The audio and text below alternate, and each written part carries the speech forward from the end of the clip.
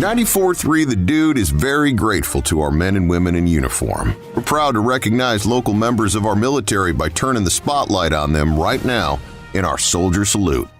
I'm your host, Sergeant First Class Retired Don Sorensen, and on today's Soldier Salute, we're speaking with Master Sergeant Stephen David of the South Carolina Air National Guard's 169th Fighter Wing. Master Sergeant David, tell me about yourself. I am the Recruiting and Retention Superintendent for the South Carolina Air National Guard. Been in the military for 21 years now. I've been in recruiting and retention for 10 years, and it's been the best job that I've ever actually had the chance to be in. I'm from Detroit, Michigan, and I got in the military back in 1997 in March. So this makes 21 years this month. I live in Lexington. I used to be a weapons troop back when I was on active duty Air Force. When I got into the Air National Guard, I continued on as a weapons troop, and then I went on to have a full-time employment opportunity with the egress career field, which is the ejection system of the F-16. And then I was afforded the position that I'm kind of currently in now, but I was a recruiter first for 5 years, and then I was the retention manager for 5 years, and then now I am the superintendent.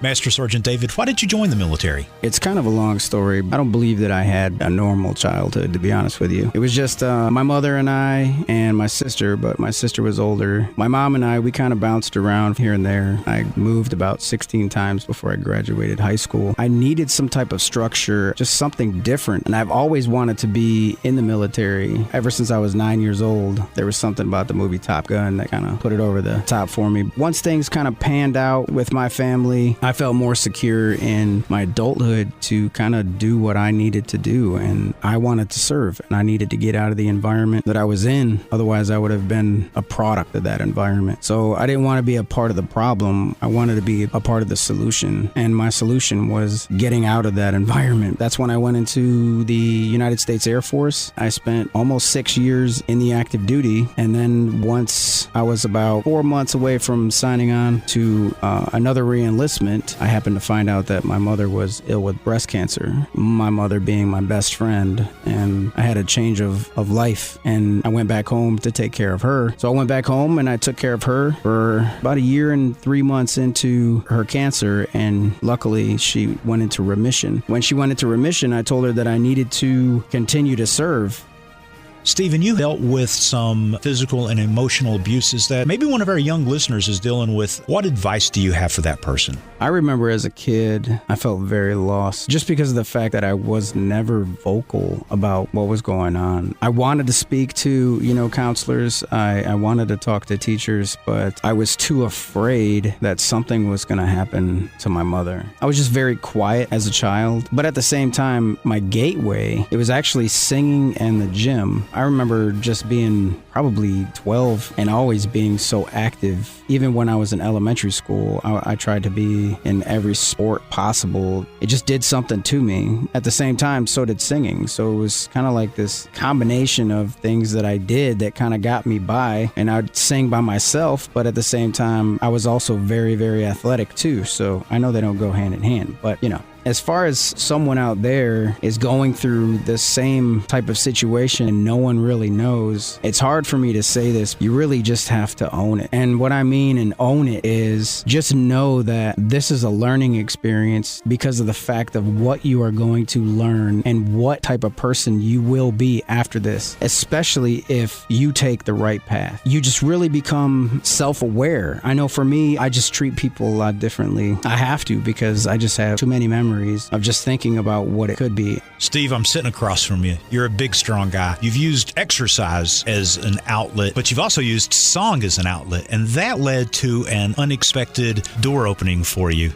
Back in 2005, the American Idol was a very popular hit, and my mother asked me to just try out because my mom was really the only person who listened to me sing, and then I felt comfortable. Now, when I was in high school, I played football, but yet I was in chorus, which is kind of like peanut butter and tuna fish. But I loved it, and I continued to sing. I tried out for American Idol, made it onto the show, went to Hollywood, and then I made it down to about the bottom 40. After that, a lot of different opportunities opened for me, but at the same time, time, my calling for the military was a different feeling than for me to attempt to be in Hollywood. I wanted to continue to pursue my military career. I also have been afforded numerous chances to sing the national anthem across in the state of South Carolina. I've been televised all over the United States. I can remember one year I sang for the United States Rugby Cup, and my mother was in Canada. She was sitting there watching TV, and next thing you know, I'm having my phone blow up while I'm singing. I love the fact that I can represent the uniform in voice. The South Carolina Air National Guard has actually allowed me to kind of pursue my dream inside of a dream.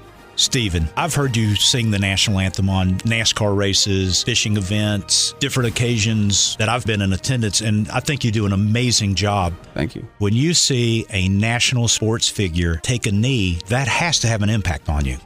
For obvious reason, yes. The national anthem, that's our song. You know, that's what we pay homage to. That's what we pay our respects to. That song is, I love this song. But with that said, along with that song also comes a sense of freedom. And you know, do I agree with it? No, I don't agree with it. But at the same time, I feel privileged and honored to be a citizen of the United States of America, where people can actually display their own sense of citizenship or patriotism, because that's what they feel. Is it disrespectful? In my opinion, yes, it is. But I'm not going to sit there and chastise someone. And as long as they're not hurting my family, hurting myself, their opinion is their opinion. That's another glory about being an American, is you can actually have your own opinion. Because I know if that was done in a country outside of the United States, you can get killed for that. That's just another thing that I love about being an American. I've been all over the world, and it gives you a different sense of appreciation when you've actually witnessed what it feels like to live outside of America. And for that young man to come here and kneel, do I agree with it? No. But at the same time, that's the great thing about being an American. Steve, in 2002, you left active duty Air Force to take care of your mom. How did you end up in the Air National Guard? After my mother actually went into remission, thank God, at that time, I just had my first child. My daughter's mother was from South Carolina. So I had a long discussion with my mother. I wanted to go back down south because I wanted to try to see if I could go back into the active duty Air Force, but they were force reshaping. I happened to be talking to one of my best friends. He had just enlisted into the Air National Guard, and he actually is the one who told me that there was an Air National Guard station about 25 minutes away from my house, and I had no idea that. I took all my paperwork and went down to the recruiter. She took the time to go ahead and listen to me and knew how interested I was about getting back into the military. She did all my paperwork. She worked expeditiously because she knew how enthusiastic I was about getting back in. So plus it helped me out with benefits because my daughter was just born and I needed some health care and everything like that. I needed a stable environment because I just moved the entire family down to South Carolina. So yeah, that's how I got into the South Carolina Air National Guard. Steve, you've deployed both as an active duty Air Force airman and as a South Carolina Air National Guard airman. How did those experiences differ? When I was active duty, we went on 6-month rotations. I went to Prince Sultan Air Base over in Saudi Arabia. I went there 3 times, and then I went to Turkey. But then when I got into the Air National Guard, yes, we still deploy. However, it's not necessarily, the longevity of it isn't the same as being active duty. Not every single deployment are you going to have to be on, because in all honesty, there's a lot of people in the Air National Guard that want to deploy because we're the only branch of service that really sends our officers to go to war. Our pilots, who they're highly trained, they go and they fly several hundred miles from a different area to go handle business, and then they come back. So I wish I could tell any listener that our deployments are a lot different from what people think. We're not necessarily always directly right in the middle of everything. There's a lot of times where we're outside of everything. Thanks for joining us in our Soldier Salute, presented by Little Pig's Barbecue. Serving Columbia since 1963 with that bodacious buffet. By Lexington Guns and Shooting Range, veteran owned and operated. And by Love Plumbing, Air and Electrical. Love to help you love your home.